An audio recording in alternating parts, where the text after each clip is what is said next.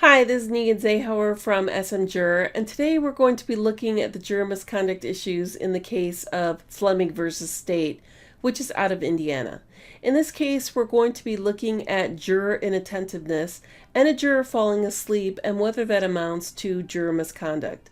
We'll also briefly look at the issue of how long the juror was asleep, because the appeal centered around the fact that the juror was asleep for 2 minutes during critical evidence.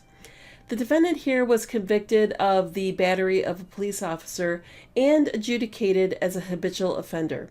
A key piece of evidence was a jail recording which the jury viewed in open court. During trial, defense counsel brought it to the court's attention that a juror was sleeping during the viewing of the recording, but then said, "I think we're fine." The issue was resolved right there, and the trial court instructed the jury that they could stand if necessary. During deliberations, the jury asked to watch the jail recording again, and the trial court and the attorneys allowed them to watch relevant portions of it in open court. After the guilty verdict, defense counsel brought what he termed as a belated motion for mistrial, asserting that the juror's sleeping was not an isolated event and that the juror was asleep during critical evidence. He asserted that the defendant's mother had noticed that a juror fell asleep 2 times, once for 4 minutes and a second time for 2 minutes during the playing of the jail recording, which he argued was material and possibly exculpatory. The trial court denied the motion for mistrial, finding that it was untimely and didn't show any prejudice. On appeal, the appellate court affirmed the ruling, finding that there was no allegation that the juror fell asleep during the second playing of the jail recording, and therefore the defendant could not show that he was prejudiced by the juror who fell asleep. Now, what about the length of time that the juror was asleep?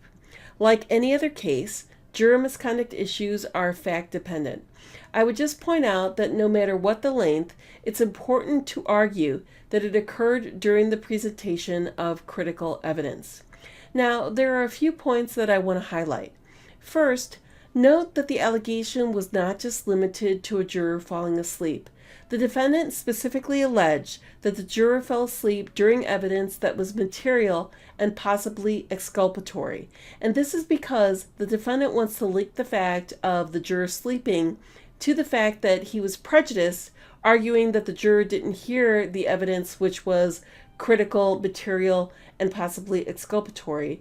Therefore, he was trying to make a showing that the defendant was prejudiced by the juror being asleep. And when the jury asked to view the recording again, counsel and the trial court decided what portions were to be viewed a second time. In essence, this rectified the fact that a juror may have been sleeping during critical evidence before the motion for mistrial was even heard. There was just no ability to show prejudice. And this concludes our analysis of the juror misconduct issues in this case. For more information about other juror misconduct cases, our CLE courses, and other updates, please click on the red button.